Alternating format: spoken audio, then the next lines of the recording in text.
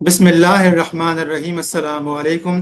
Dear students, हम practical based assessment PBA computer science HSC part 2 का model question paper solve कर रहे हैं।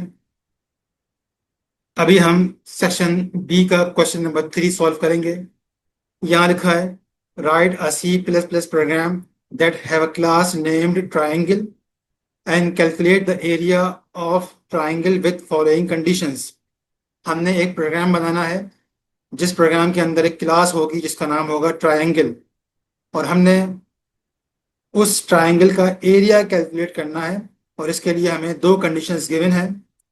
पहली कंडीशन है two private data members base and height, यानी इस ट्रायंगल क्लास के अंदर दो प्राइवेट डेटा मेंबर्स होंगे बेस और हाइट नाम से। मेंबर फंक्शन एरिया, और इसके अलावा उस ट्रायंगल क्लास के अंदर एक मेंबर फंक्शन होगा जिसका नाम एरिया होगा। तो इन दो कंडीशंस को फुलफिल करेंगे तो हमें 2 + 3 यानी 5 मार्क्स मिल जाएंगे। और ये है स्टूडेंट्स ट्राइंगल को कैलकुलेट करने का formula. Area equal to height multiply by base divide by 2। यानी फॉर एग्जांपल अगर बेस हो 3.5, हाइट हो 4.9, तो एरिया होगा अप्रोक्सीमेटली 8.575। तो आइए इसको हम प्रोग्राम के अंदर इस्तेमाल करते हैं। तो आइए स्टार्ट करते हैं। सबसे पहले ट्राइंगल की क्लास डिफाइन करते हैं। क्लास कीवर्ड, क्लास का नाम ट्राइंगल और इसकी बॉडी, और एंड में सेमीकोलन।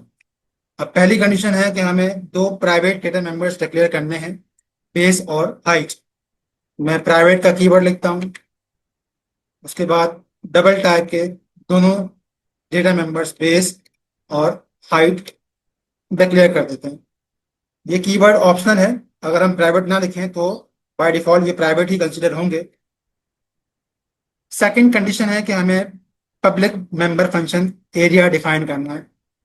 तो मैं पब्लिक कीवर्ड लिखता हूँ, उसके बाद एरिया फंक्शन डिफाइन करना है। एरिया फंक्शन इस ट्रायंगल का एरिया कैलकुलेट करेगा और रिटर्न कर देगा, तो इसकी रिटर्न टाइप डबल ही होगी। फंक्शन का नाम एरिया, इसमें कोई पैरामीटर नहीं होगा तो ये एम्प्टी होंगे पैरेंथेसिस।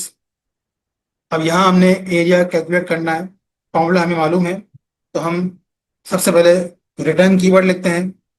बेस को मल्टीप्लाई करना है हाइट से और डिवाइड करना है 2 से।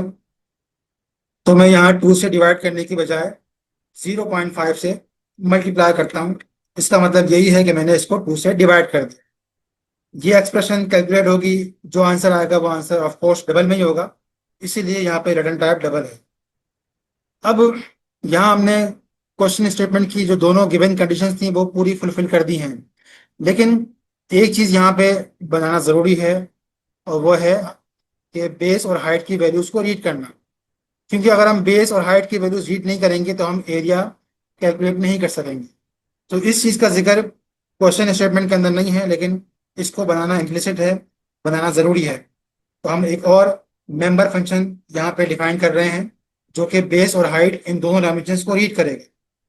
इस मेंबर फंक्शन की रिटर्न टाइप वाइड होगी, इसका नाम रखते हैं रीड डायमेंशन।